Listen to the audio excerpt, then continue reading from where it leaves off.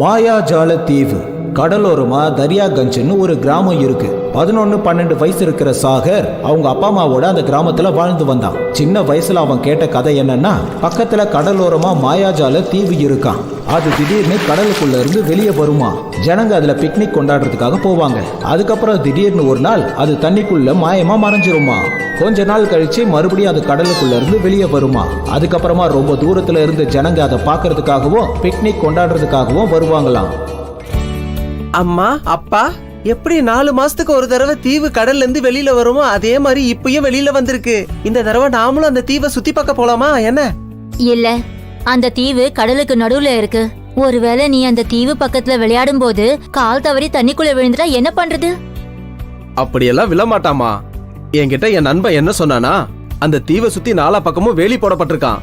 ஒரே ஒரு வழி மட்டும் தான் இருக்கான். அது வழியா தான் ஜனங்க உள்ள தீவை பார்க்க போக முடியுமா. அதனால அந்த தீவுக்குள்ள கதவு வழியா உள்ள போனவங்க தண்ணிக்குள்ள விழுறதுக்கு வாய்ப்பே இல்லைன்னு சொன்னாங்க. ஆமாமா, என் நண்பன் கூட இதே மாதிரி தான் சொன்னான். நிறைய மாயாஜால வித்தைகள்லாம் செஞ்சு காட்டுவாங்களாம், அதுவும் காசு இல்லாம ஃப்ரீயா. சரி சரி சரி, நாம போலாம். ஆனா அது வந்துங்க, நீ ஏன் தேவையில்லாம பயப்படுற? ஒவ்வொரு தடவையும் தீவு வெளியில வரும்போது ஆயிரக்கணக்கான பேர் அதை பார்க்க போறாங்க இல்ல. நாளைக்கு நம்மளும் அந்த மாதிரி போலாம் என்ன? இத கேட்கறதுக்கு எனக்கு ரொம்ப சந்தோஷமா இருக்கு.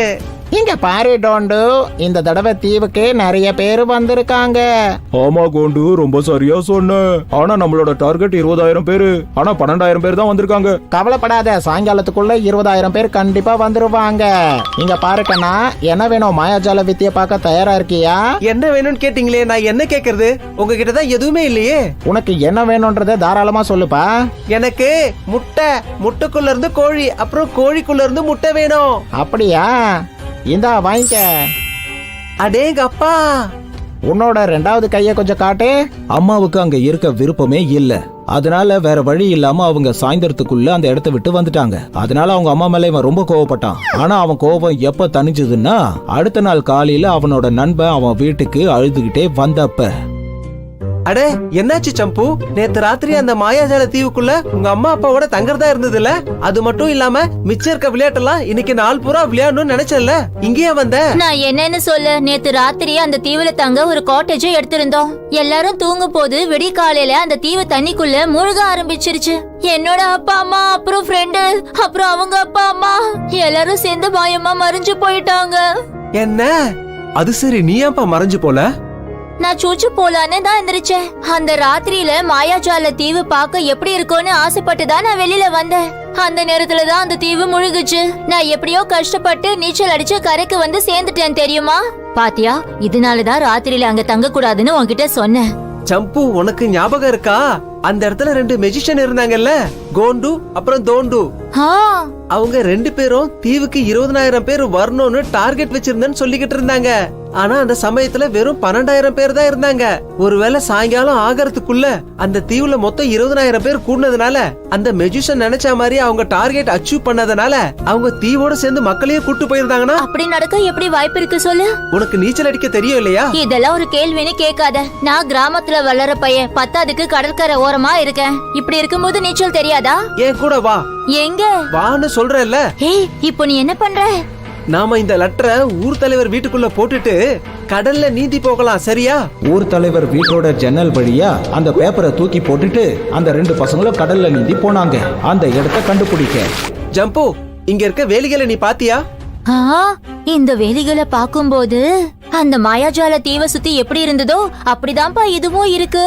கரெக்ட். இந்த மாதிரி வேலிகள்லாம் கடல்ல இருக்க வாய்ப்பு இல்ல. அப்படின்னா இது புரிஞ்சிருச்சு. இது ஒண்ணும் நம்ம நினைக்கிற மாதிரி வேலி இல்ல, இரும்பால செய்யப்பட்டது. இத கிரீன் கலர்ல பெயிண்ட் அடிச்சு அவங்க வலை மாதிரி பின்னிருக்காங்க. அப்படின்னா எப்படி இந்த வேலி பொய்யானதோ அதே மாதிரி அந்த மாயாஜாலமும் பொய்யானது. இது எல்லாம் செட்டப். அங்க பார், அந்த மாயாஜால தீவு. அப்படி போடு. அப்படின்னா கண்டிப்பா இதுக்குள்ள எங்க அப்பா அம்மா இருப்பாங்க. வா போலாம். ஒரு நிமிஷம் இரு, இங்க பாரு. சாகர், என்னப்பா இது? இப்ப உனக்கு எல்லாமே தெரிஞ்சிரும், என் கூட வா. இத கவனிச்சிங்களா? சிகப்பு கர்ச்சீஃப். சாகர் என்கிட்ட லெட்டர்ல தெளிவா எழுதியிருந்தான். ஒருவேளை மாயாஜால தீவு கிடைச்சி எனக்கு ஆபத்து ஏதாவது ஏற்பட்டுச்சுன்னா சிகப்பு கர்ச்சீப்ப போடுறேன்னு சொன்னா. ஆபத்து எதுவும் இல்லைன்னா பச்சை கர்ச்சீஃப்னு சொன்னா. இப்ப ஆபத்து இருக்குன்னு தானே அர்த்தம். வாங்க, இந்த கர்ச்சீஃப் மூலமா நாம அந்த பசங்க இருக்கிற இடத்துக்கு போவோம். எல்லாரும் உங்க ஆயுதத்தை எடுத்துக்கோங்க. டோண்டோ, நீ என்கிட்ட சொன்னல 20,000 பேரை வெளிநாட்டுக்கு வேலைக்கு அனுப்புறதுக்கு 2 பேர் குறையிறாங்கன்னு. அதுவும் பசங்கன்னு. இதோ பாரு, அந்த 2 பசங்க வந்துட்டு இருக்காங்க. அட கோண்டு தோண்டு, எங்களை உங்களுக்கு தெரியுமா? உங்களை மட்டும் இல்ல, உங்களுடைய உண்மையான சுயரூபம் எனக்கு தெரியும். போலியான தீவோட போலியான மெஜிஷியன் நீங்க. டோண்டு கோண்டு, எங்க அப்பா அம்மாவை விட்டுடுங்க. அடே, உன் அம்மா அப்பா யாருப்பா? அதாவது இப்ப அவங்கள மட்டும் இல்ல, உங்க 2 பேரையும் நாங்க விட போறதா இல்ல. ஆமா, எங்களோட டார்கெட் என்னன்னா வெளிநாட்டுக்கு 22,000 குழந்தைங்களும் பெரியவங்களையும் அனுப்புறதுதான். அதனாலதான் மாயாஜால தீவுன்னு ஒரு மாயையை உருவாக்கணும். நம்ம நாட்டுல இலவசமா எல்லாத்தையும் அனுபவிக்கிறதுக்கு நிறைய பேர் ஆசைப்படுவாங்கன்னு எங்களுக்கு தெரியும். அதனாலதான் மாயாஜால தீவுன்ற பேர்ல நாங்க ரொம்ப பெரிய சப்மரைனை உருவாக்கி இருக்கோம். எங்களுக்கு நல்லா தெரியும், ஒரு நாள் இல்ல ஒரு நாள் 22,000 பேரை சேர்க்க முடியும்னு.